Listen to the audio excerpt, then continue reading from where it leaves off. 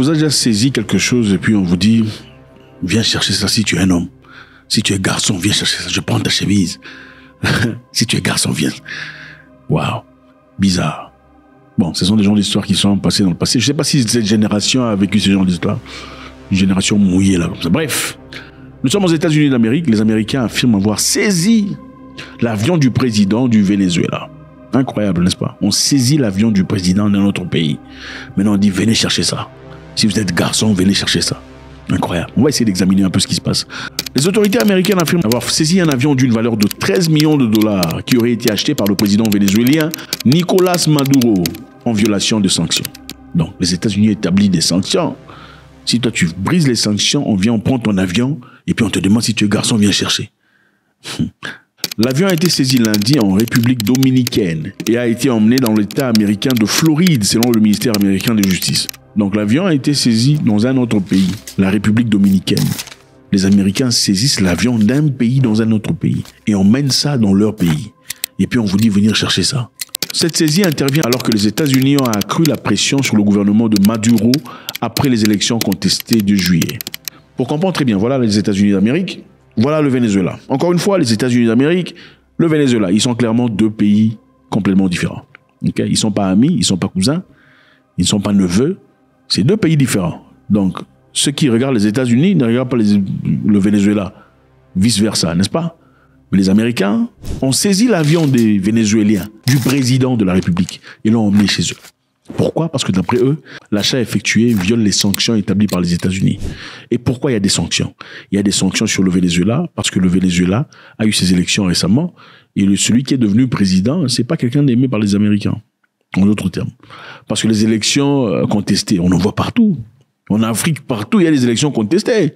Mais on ne voit jamais qui que ce soit établir des sanctions contre... On sanctionne parce que voilà, les élections étaient... Il y a des gens qui gagnent avec 100%. Même pas 100%, mais pas très loin. OK? Mais c'est au Venezuela. Il y a eu élection, évidemment, la personne qui était préférée par les Américains et les Européens, c'est une personne complètement différente. Celle qui est passée pro-russe, c'est une personne qui veut leur liberté. Ils ne veulent pas être enseignés sur comment les hommes doivent être en amour avec les autres, tout ça. Voilà. Donc, d'après eux, les élections chez eux sont des fausses élections. Et pour ça, le pays est sanctionné. C'est quand même bizarre parce qu'il y a quelque temps, aux États-Unis même, la fois dernière que Donald Trump était aux élections, il paraît qu'il avait gagné. N'est-ce pas? On avait dit que Trump avait gagné, on avait falsifié les histoires. Il paraît qu'il y a eu des votes, des gens qui sont déjà... oui, il paraît, c'est ça. Ça a choqué tout le monde. Mais est-ce qu'il y a eu des sanctions par rapport il n'y a pas eu de... Qui a sanctionné, disons, les élections n'étaient pas vraies. C'est-à-dire que ce n'est pas seulement les élections, c'est une question d'intérêt. Qu'est-ce qu'on gagne de votre pays?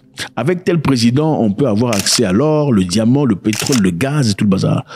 Le Venezuela a beaucoup de gaz et de pétrole, qui rendrait le marché encore beaucoup plus libre. Mais ils ne sont pas autorisés à vendre ça. Parce que le président qui est là veut les intérêts des Vénézuéliens et pas les intérêts commerciaux des grandes entreprises, contrairement à beaucoup de présidents. Alors, le procureur général Merrick Garland a déclaré que l'avion avait été acheté illégalement par l'intermédiaire d'une société écran, donc une fausse société, et est sorti clandestinement des États-Unis. Donc, apparemment, M. Maduro aurait engagé une entreprise pas connue pour aller acheter cet avion pour son intérêt. Il dit une telle transaction violerait les sanctions imposées par Washington en 2019 qui interdisent aux citoyens américains de vendre des produits à des individus agissant indirectement ou directement au nom du gouvernement de Maduro. Bon, c'est-à-dire qu'on ne sait pas tout à fait dire que c'est Maduro qui a acheté ça. Ça veut simplement dire qu'il y a une entreprise qui a acheté son avion et a donné cet avion, a mis ça à disposition de Maduro 2 fois. Et par rapport à ça, on a saisi l'avion parce que les États-Unis sanctionnent toute personne américaine qui transacte avec une personne qui agit directement ou indirectement avec Maduro. Depuis 2005, les États-Unis imposent des sanctions aux individus et aux entités vénézuéliens. Mais l'administration de l'ancien président Donald Trump a considérablement élargi le programme dans le but de déstabiliser Maduro. Trump voulait vraiment mettre la pression sur lui. Parce que Maduro qui a remplacé le socialiste Hugo Chavez, qui était très fort, il s'en foutait éperdument. Après la mort de Chavez, on s'attendait à ce qu'une personne de beaucoup plus molle vienne au pouvoir. Malheureusement, ce n'était pas le cas. Ils s'attendaient à ce que ce soit une personne avec laquelle ils peuvent transacter. Malheureusement, le remplaçant n'était pas très différent. Alors, ils n'ont pas aimé ça. On voulait forcer le Venezuela à aller dans les élections, mais ces élections, malheureusement, n'ont pas été en leur faveur. Bon, vous êtes un pays, et le pays des gens font leur propre élection là-bas. OK? Et ça se passe comme ça se passe. Mais vous dites non, on vous sanctionne parce que les élections ne sont pas vraies. Bon, qui vous sanctionne, vous, dans vos élections? On pose juste la question. Non, mais attendez, on vit dans un monde correct, un monde juste, un monde sympathique, où il faut respecter le droit des gens. Vous sanctionnez les gens parce qu'ils ont choisi leurs moyens à eux. Qui vous sanctionne, vous, chez vous, quand vous faites vos histoires? Personne. On dit ici que le Venezuela n'est pas démocratique. Ça nous rappelle une histoire de l'Ouganda. L'Ouganda non plus n'est plus démocratique. Pourquoi? Parce que en Ouganda, des chefs de communauté, des chefs religieux, musulmans et chrétiens sont venus ensemble discutant sur le papa. Ils ont dit on ne veut pas de papa chez nous. Vous pouvez faire vos papa à la maison, vous pouvez vous lécher les orteils comme vous voulez, mais ne venez pas en public pour le faire. Si vous le faites en public, vous allez en tôle. Ils se sont fâchés. Vous n'êtes pas démocratique. Désormais, vos visas sont annulés. On a annulé les visas des gens. On a annulé beaucoup de choses. Il y avait même 300 millions de dollars qui partaient en Ouganda dans l'objectif d'aider des gens qui vivent avec le VIH. Évidemment, on dit nous sommes des gens sympathiques, nous sommes généreux, voilà 300 millions de dollars, aider les gens qui vivent avec le VIH. Mais à partir du moment où les Ougandais disent on ne veut pas de papa chez nous, poup, on coupe l'argent. La question qui se pose, les 300 millions, c'était pour vraiment aider ces gens pauvres en difficulté qui en avaient besoin, ou bien c'était un levier de manipulation. Si vous faites ce qu'on veut, on vous donne les 300 millions. Vous faites ce qu'on ne veut pas, on ne vous le donne pas. Non, mais la question est simple. Celui qui a voté la loi sur les papa, c'est le monsieur du VIH ou bien c'est le monsieur au Parlement? Bon, pourquoi le monsieur du VIH que vous aimez tant en subit les conséquences? C'est ça. Donc, comme le disait Thomas Sankara, il faut refuser le lunch libre, le lunch free, le free lunch. Il faut refuser les cadeaux. Parce que les cadeaux, généralement, ne sont pas des cadeaux.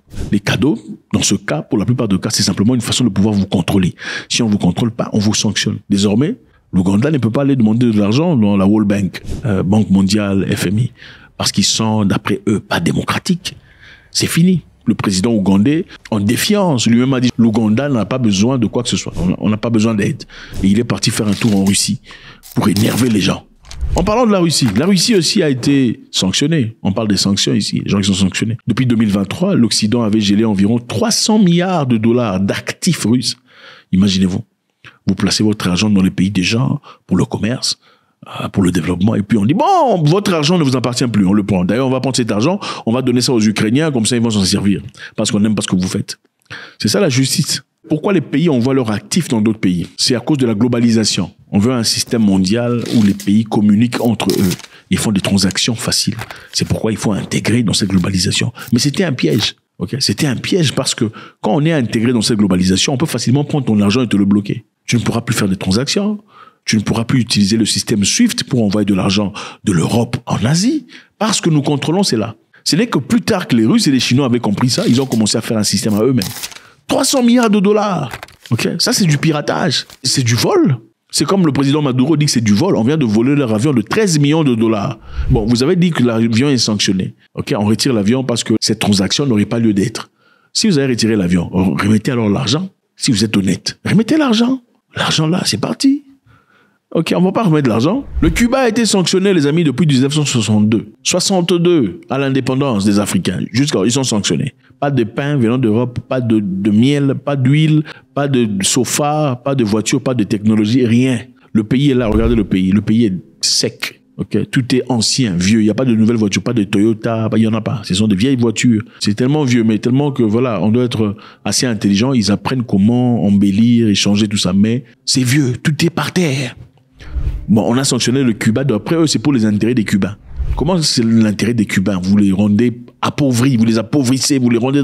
C'est ça la question. Est-ce que nous vivons dans un monde juste, un monde correct? Les États-Unis ont l'habitude d'intervenir dans les affaires latino-américaines pour protéger leurs intérêts et promouvoir le gouvernement pro-américain. C'est ça.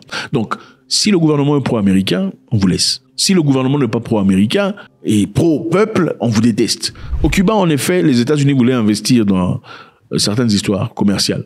Et les Cubains ont dit non, on ne veut pas, ça c'est pour nous.